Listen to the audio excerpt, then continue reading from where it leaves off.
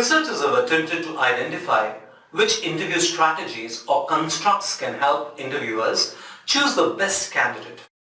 Research suggests that interviews capture a wide variety of applicant attributes. Constructs can be classified into three categories: job-relevant content, interviewee performance, and job-irrelevant interviewer biases. Let's look at the job-relevant interview content. These are questions which are generally designed to tap applicant attributes that are specifically relevant to the job for which this person is applying.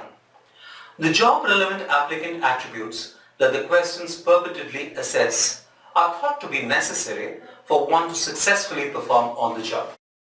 Job-relevant constructs that have been assessed in the interview can be classified into three categories: general traits, experiential factors, and core job elements. The first category refers to relatively stable applicant traits.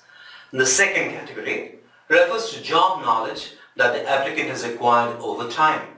The third category refers to the knowledge, skills, abilities associated with the job.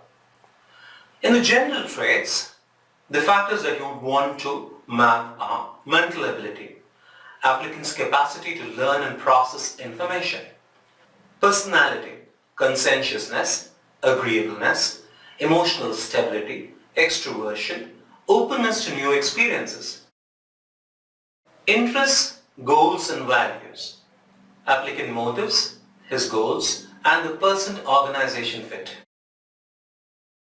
In experiential factors, we're talking about job-relevant knowledge derived from prior experience. In education, job-relevant knowledge derived from prior education. And training, job-relevant knowledge derived from prior training.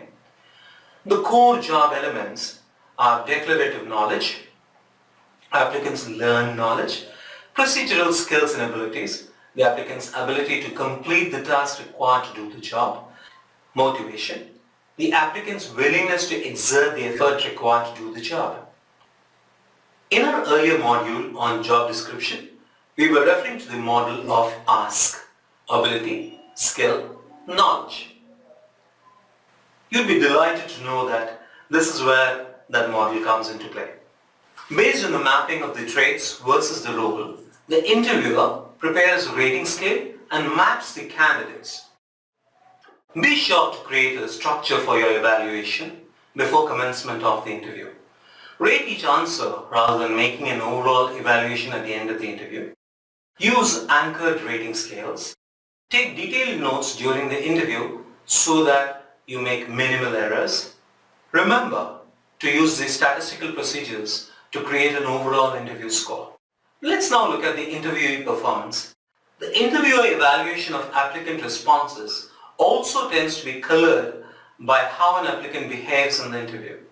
These behaviors may not be directly related to the constructs in the interview questions that were designed to assess, but can be related to aspects of the job for which they are applying.